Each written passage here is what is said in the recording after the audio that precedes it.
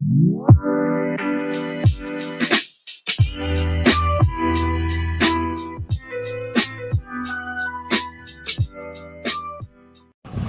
राम बच्चों, welcome back to your channel Versatile Educator. और आज है हम पार्ट 2 में। कौन से पार्ट 2 में? इकोनॉमिक्स का हम कौन सा चैप्टर कर रहे थे? Government budget. हमने गवर्नमेंट लास्ट लेक्चर में किसको बनाया था? राजा इंद्र वर्मा को, अपने ढोलकपुर के राजा को।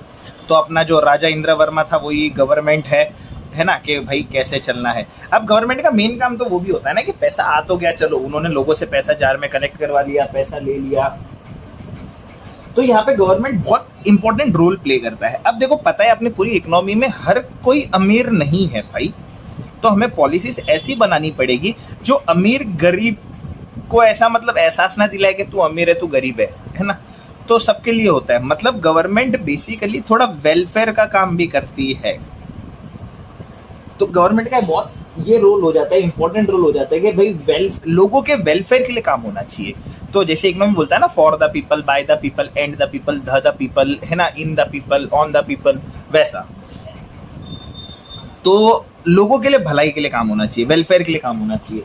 तो अब गवर्नमेंट के ऑब्जेक्टिव सेट होते हैं। राजा इंद्र वर्मा ने भी जैसे क्या कि ऑब्जेक्टिव सेट किए कि भाई हमारे पास गवर्नमेंट बजट है, हमारे पास बजट है, हमें वो पैसा क्यों, कैसा और ऐसे लगाना है ताकि लोगों का वेलफेयर हो। क्या हो? वेलफेयर हो। तो अब देखो, फॉलोइंग वेज के अंदर गवर्नमेंट इंटरवीन करती है। राजा इंद्र वर्मा इंटरवीन करेंगे कि भाई ताकि लोगों का वेलफेयर भी हो इकोनॉमी के अंदर। तो सबसे पहले जो उनका होता है वो होता है allocation of fund. Allocation fund बोल दो या एलोकेशन फंक्शन बोल दो of government budget. Government budget का एलोकेशन फंक्शन कैसा होगा? सबसे पहला तो गवर्नमेंट कुछ गुड्स और सर्विसेज प्रोवाइड करती है जो मार्केट मैकेनिज्म्स में which cannot be provided by the market mechanism, है ना। गवर्नमेंट क्या करेगी? कुछ गुड्स एंड सर्विसेज ऐसे देगी जो मार्केट मैकेनिज्म से हटके होगा। अब मार्केट में जैसे डिमांड सप्लाई होती है वैसा नहीं होगा, मार्केट मैकेनिज्म से हटके होगा ना। तो गवर्नमेंट क्या देती है? कुछ गुड्स एंड सर्विसेज देगी by exchange between individual consumers and producers. अब ये किसके बीच में होगा? एक तो इंडिविजुअल कंज्यूमर्स और प्रोड्यूसर्स के बीच में। वैसे फैक्ट्री नहीं होती, देखो ऐसे लंबे लंबे वो ऊपर वो लगे हुए रहते हैं। तो producers and individual consumers. Example देखो क्या क्या होता है। जैसे कि डिफेंस, नेशनल डिफेंस के लिए पैसा लगाती है, गुड्स एंड सर्विसेज देगी। रोड्स बनाएगी, काल्पनिकता नहीं है ये सब। रोड्स बनाना, ये देखो बनाया, अभी आपने देखा होगा वो बहुत बड़े वो मीम चल रही है, वो मीरा भाईंदर वाला रोड नहीं बनाया ऐसा हमको इंस्पायर होके। सिविक सेंस सिखा रही है गवर्नमेंट। क्या सिखा रही है? Civic sense. सिविक सेंस का मतलब होता है कि बहुत सारी गाड़ियां जो चलती है वो इसे ओवरटेक कर करके आगे चली जाती है। अब वो जो अपन ने इतना मतलब बेहतरीन फ्यूचरिस्टिक विजन के साथ जो ये ऐसा वाला रोड बनाया, सबको पता चल गया ना है। अभी देखो ऐसा वाला रोड बना हुआ है ऐसा, तो अब यहाँ पे भी गाड़ी होगी, यहाँ पे भी गाड़ी होगी। अभी ऐसा ओवरटेक कर देगा तो यार एक्सीडेंट हो सकता है ना। तो ये सिविक सेंस है कि ताकि क्या होगी, गाड़ियां ऐसे लाइन में चलेगी। तो ये सिविक सेंस है ना यार। अपने पास सिविक सेंस की कमी है ना। तो देखो गवर्नमेंट तो अच्छा काम कर रही है, लोग समझ नहीं पा रहे हैं। लोग नहीं क्या कर पा रहे? समझ नहीं पा रहे हैं। तो लोग नहीं समझ पा रहे हैं, तो ऐसी गाड़ियां अभी भीड़ जाएगी। अब गाड़ियां भीड़नी नहीं चाहिए, तो क्या करता है लोग ऐसे देखो सिविक सेंस बनाया ताकि लोग एक लेन में चले। लोग किस में चले? एक लेन में चले। तो अब डिफेंस के लिए पैसा लगा दिया, रोड्स में पैसा डाल दिया, गवर्नमेंट एडमिनिस्ट्रेशन में पैसा डाल दिया कि भाई एडमिनिस्ट्रेशन भी तो करने चाहिए ना, कि कौन से लेवल पे कौन कौन चीजें लोग संभालेंगे। तो अपने पास वो होते हैं ना, सब एमएलए होते हैं, एमपी होते हैं, ये सारे लोग भी होते हैं। सो अब इन गुड्स को ये लोग बोलते हैं पब्लिक गुड्स। क्या बोलते हैं? Public goods. ये गुड्स को क्या बोलेंगे? पब्लिक गुड्स बोलेंगे। अब to understand why public goods need to be provided by the government, we must understand the difference between private goods and public goods. अब अपन को ये समझना है कि पब्लिक गुड्स क्यों गवर्नमेंट की जरूरत है या प्रोवाइड करती है। उसके पहले हमें डिफरेंस बिटवीन समझना पड़ेगा, private goods, private and public goods, कि भाई प्राइवेट गुड्स और पब्लिक गुड्स में क्या फर्क है। अब प्राइवेट गुड्स क्या होते हैं? क्लोथ होता है, फूड होता है, फूड आइटम्स होती है, कार होता है और एक्सेट्रा। ऐसे क्या होती है? ये प्राइवेट गुड्स होते हैं और पब्लिक गुड्स होते हैं। अब इसका मेजर डिफरेंस क्या है? प्राइवेट गुड्स जब जो होता है ना, for example if a person wears a cloth और ईट अ चॉकलेट।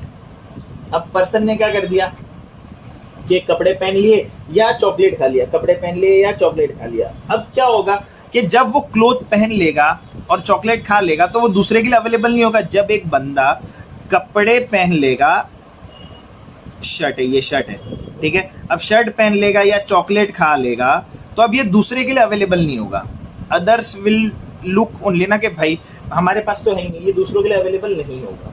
सो ये क्या होता है, ये रिस्ट्रिक्शंस लगा देता है। ये क्या करता रहता है, रिस्ट्रिक्शंस लगा देता है। उसने खा लिया, दूसरे के लिए अवेलेबल नहीं है, तो it is said that this person consumption stands in rival relationship to the consumption of other. अब इसका जो कंजम्पशन है वो राइवल हो गया ना यार, क्योंकि इसने जब खाया तो वो रिस्ट्रिक्टेड हो गया इसके लिए। अब इसको और कोई नहीं खाएगा और कोई नहीं यूज करेगा तो रिस्ट्रिक्टेड हो गया। तो कंजम्पशन, इसका जो कंजम्पशन होता है वो क्या हो गया, राइवल हो गया। इसका रिलेशन कैसा हो गया, राइवल रिलेशन हो गया। किससे राइवल रिलेशन हो गया, to the other person, to the other person, क्योंकि ये तो एक ही जन कर सकता है ना यार, ये तो। So this is rival relation, क्योंकि एक जन ने जो कंज्यूम कर लिया वो दूसरा कंज्यूम नहीं करेगा। जैसे चॉकलेट इसने खा ली तो अब वो चॉकलेट ये कंज्यूम नहीं कर सकता, दूसरा पर्सन कंज्यूम नहीं कर सकता। सो इट इज, तो इसको अपन क्या बोलते हैं, ये प्राइवेट गुड्स है। ये कौन से गुड्स है, प्राइवेट गुड्स है।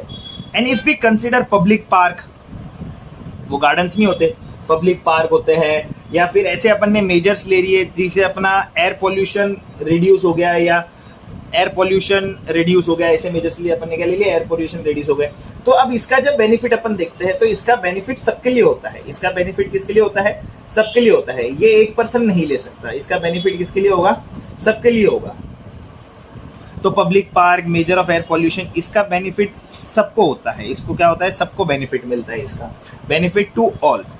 पर यही जब इसने चॉकलेट और इसने क्लोथ और इसने कार खरीदी तो उसका बेनिफिट सिर्फ इस पर्टिकुलर पर्सन को ही है, ना कि सबको। पर यही मैंने पब्लिक पार्क बना दिए, तो ये सब बनाए तो इसका क्या होगा, सबको ये मिलेगा, सबके लिए बेनिफिट अवेलेबल है इस चीज का, available to all. So one person consumption of goods does not reduce the amount available for consumption of others. अब इस केस में क्या है, यहाँ पे कैसा था कि अगर एक जन कंज्यूम कर रहा है तो वो क्या कर रहा है, वो रिड्यूस कर रहा है कंजम्पशन के लिए, दूसरे लोग कंजम्पशन के लिए चीजों को रिड्यूस कर रहा है। पर ये केस में कैसा है कि एक अगर उस चीज को कंज्यूम करेगा तो दूसरों के लिए वो चीज कम नहीं होगी, उसका बेनिफिट सब ले सकते हैं, है ना।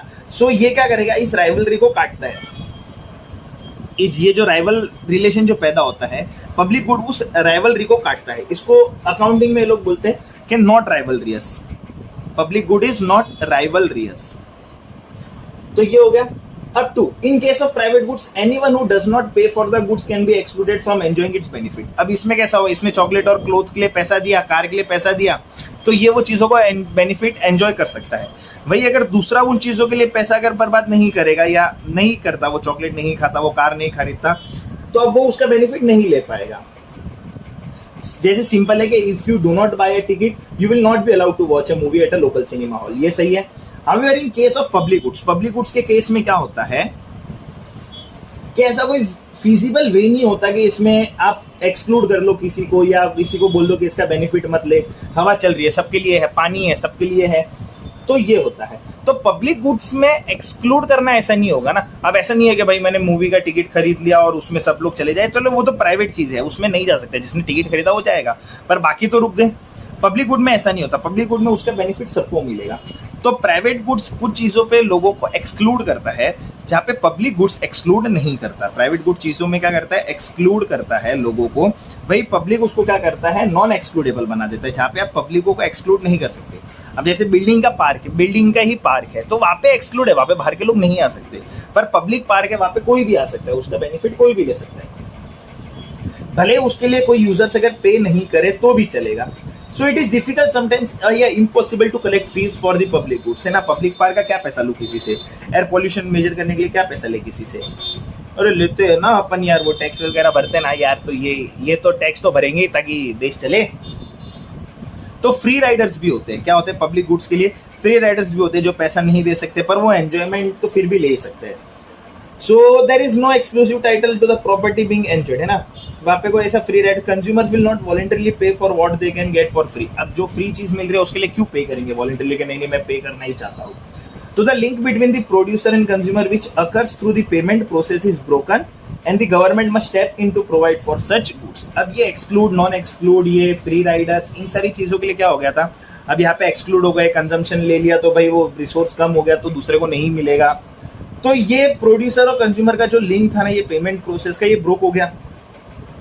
अब यहाँ पे गवर्नमेंट को इंटरवीन करना पड़ता है, तो इसलिए गवर्नमेंट को थोड़ी पब्लिक वेलफेयर करनी पड़ती है। So however there is a difference between also public provision and public production. अब पब्लिक गुड्स तो है, पर यहां पे भी डिफरेंस है पब्लिक प्रोविजन के लिए और पब्लिक प्रोडक्शन। पब्लिक प्रोडक्शन देखो दो चीजें है तो पब्लिक ही, पर एक है public provision and second is public production. So public provision means that they are financed through the budget and can be used without any direct payment.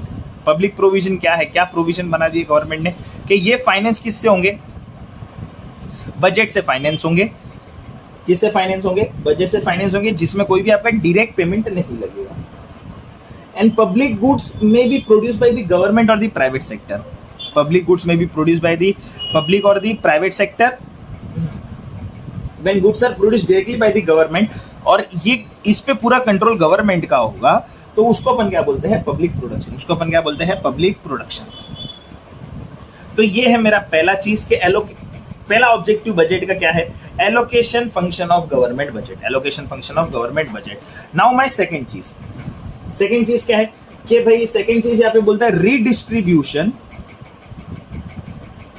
Redistribution function of government budget. Second चीज क्या है, मेरा second objective है redistribution function of government budget. कि भाई distribution वापस ऐसा होना चाहिए पैसों का, जैसे अपन ने टू सेक्टर इकोनॉमी में पढ़ा कि डिस्ट्रीब्यूशन कैसा होना चाहिए, डिस्ट्रीब्यूशन इतना अच्छा होना चाहिए कि पैसा टू सेक्टर में सबके पास घूमना चाहिए। पैसा कैसा होना चाहिए, सबके पास पैसा वो घूमते रहना चाहिए। तो हमने पढ़ा कि total national income of the country, total national income में क्या होता है कंट्री के गोज टू इधर the private sector that is firm and household known as private income, and or the government is known as public income. अब out of private income what finally reaches the household is known as personal income. ये सही है कि गलत है, ये सही है।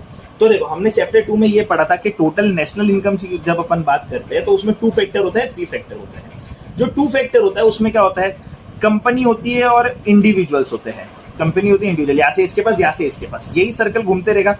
यही सर्कल क्या रहता है, घूमते पास, मतलब पैसा इधर ही इधर घूम रहा है, पैसा क्या कर रहा है इधर ही, तो इसको बोलते हैं प्राइवेट इनकम। फिर आती है गवर्नमेंट। 3 सेक्टर में कौन इन्वॉल्व करता है, government, firm and then individual. वापस इंडिविजुअल से गवर्नमेंट, फिर फर्म और ये, तो इसको अपन बोलते हैं पब्लिक इनकम। इसको अपन क्या बोलते हैं, पब्लिक इनकम। अब आउट ऑफ प्राइवेट इनकम भी क्या होता है कि what finally reaches the house hold. House hold के पास फाइनली क्या पहुंच रहा है, जो भी चीजें हाउस होल्ड के पास पहुंचेगी उसको अपन बोलते हैं पर्सनल इनकम। क्या बोलते हैं, पर्सनल इनकम। अब पर्सनल इनकम में भी ये होता है कि एक बंदा पर्सनल इनकम में कितना स्पेंड करने के लिए रेडी है, जो वो स्पेंड करता है वो उसका होता है डिस्पोजेबल इनकम। वो क्या होता है, डिस्पोजेबल इनकम। ये आपने सुना होगा, डिस्पोजेबल इनकम। डिस्पोजेबल इनकम का मतलब होता है कि कितना वो स्पेंड करने के लिए रेडी है। अब डिस्पोजेबल इनकम का क्या है, personal disposable income house hold by making transfer and collecting taxes. So the government sector, अब जो लोगों के पास पहले क्या था कि 2 फैक्टर ही है, तो जितना पैसा आया वही स्पेंड कर दिया, वही उनकी डिस्पोजेबल इनकम हो गई। पर क्योंकि गवर्नमेंट ने इंटरवेंशन किया for the public welfare and those things, तो गवर्नमेंट क्या करता है, गवर्नमेंट टैक्सेस लेगा। अब इन टैक्सेस से क्या हुआ, लोगों की डिस्पोजेबल इनकम कम हो गई, स्पेंड करने की क्षमता कम होती है। क्या होती है, स्पेंड करने की क्षमता कम होती है। The government can change the distribution of income and bring about a distribution that is considered fair by the society. तो अब यहाँ पे जब इनकम कम हुई तो लोगों की इनकम कम है, हाथ में पैसा कम है, तो खर्च कम करेंगे, खर्च कम करेंगे मतलब डिमांड कम होगी, डिमांड कम होगी तो देखो यार मार्केट से पैसा बाहर होते जाएगा, क्योंकि डिमांड कम है, पैसा ही नहीं है, तो प्रोड्यूसर बना के बेचेगा किसे। तो अब ये सारी चीजें इतनी फेयर होनी चाहिए कि मार्केट में पैसा सर्कुलेट करता रहे, मार्केट में पैसा क्या करे, सर्कुलेट। अब इसके लिए फिर गवर्नमेंट को मेजर लाना पड़ता है, भाई आपको टैक्सेस कम करने पड़ते हैं और कुछ ऐसे पर्टिकुलर मेजर्स लाने पड़ते हैं, तो उसको ये लोग बोलते हैं रीडिस्ट्रीब्यूशन फंक्शन। उसको ये लोग क्या बोलते हैं, रीडिस्ट्रीब्यूशन फंक्शन। थर्ड गवर्नमेंट का जो ऑब्जेक्टिव होता है कि चीजों को क्या रखो, स्टेबल करो, स्टेबलाइजेशन फंक्शन। तीसरा फंक्शन कौन सा होता है, स्टेबलाइजेशन फंक्शन। आप अपने अंडरस्टैंड, आपने अगर टैक्सेस ले लिया तो देखो पूरा का पूरा तो गड़बड़ घोटाला हो जाएगा। क्या हो जाएगा, गड़बड़ घोटाला हो जाएगा। तो government need to correct fluctuation in income and employment. अब अपन ने determinants of income and employment में पढ़ा था कि there is an relationship between income and employment. Relation तो है इनकम और एम्प्लॉयमेंट में। अब इसको स्टेबलाइज करना पड़ेगा। Overall level of employment and prices in the economy depends upon the level of aggregate demand. अब ओवरऑल एम्प्लॉयमेंट, जैसे हमने पढ़ा था कि फुल एम्प्लॉयमेंट फिर भी नहीं है, फुल एम्प्लॉयमेंट नहीं है, और इनकम होने के बाद भी फुल एम्प्लॉयमेंट नहीं होता, क्योंकि ये डिपेंड करता है एग्रीगेट डिमांड पे। एग्रीगेट डिमांड बोले तो टोटल डिमांड पे करता है। किस पे करेगा ये, टोटल डिमांड पे, मतलब मिलियंस के स्पेंडिंग डिसीजंस पे डिमांड करेगा।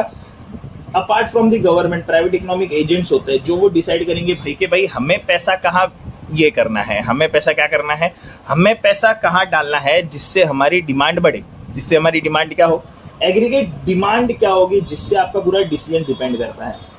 So many factor, income, credit facility, credit availability. अब इनकम जितनी है लोग उतना तो खर्च कर देंगे, पर कुछ कुछ लोग इनकम नहीं खर्च करते तो वो फिर लीकेज पॉइंट ऑफ व्यू से देखना पड़ेगा। अब अगर उनके पास उतनी इनकम नहीं है तो फिर वो देखते हैं कि क्रेडिट फैसिलिटी क्या है, भाई अगर क्रेडिट मिल रहा है तो लोग ज्यादा स्पेंड करेंगे, क्रेडिट नहीं मिल रहा है तो लोग स्पेंड नहीं करेंगे। So in any period, the level of demand may not be sufficient for full utilization of labor and other resources of the economy.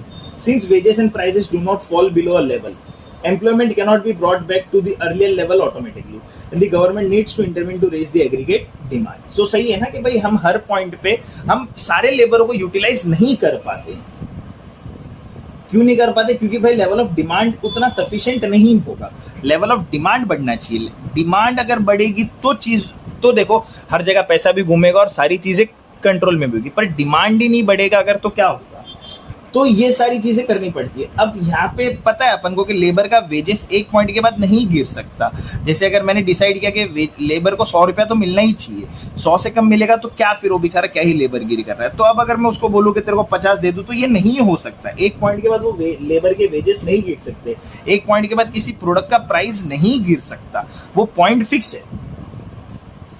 तो अब यहाँ पे मैं उसको पहले वाले प्राइस पे नहीं ला सकता कुछ चीजों के, तो यहाँ पे गवर्नमेंट को इंटरवीन करना पड़ता है। अब गवर्नमेंट इसमें इंटरवीन करके इसको स्टेबलाइज करता है कि भाई ऐसे हो ताकि लोग भी खरीद सके। अब मेनी टाइम ऐसा होता है कि डिमांड एक्सीड कर देता है अवेलेबल आउटपुट को अंडर कंडीशंस तो of high employment and thus में गिव राइज टू इन्फ्लेशन। अब ऐसा होगा कि भाई लोग भी ज्यादा है और डिमांड भी ज्यादा है पर आउटपुट उतना नहीं है। आउटपुट क्या नहीं है? उतना नहीं है।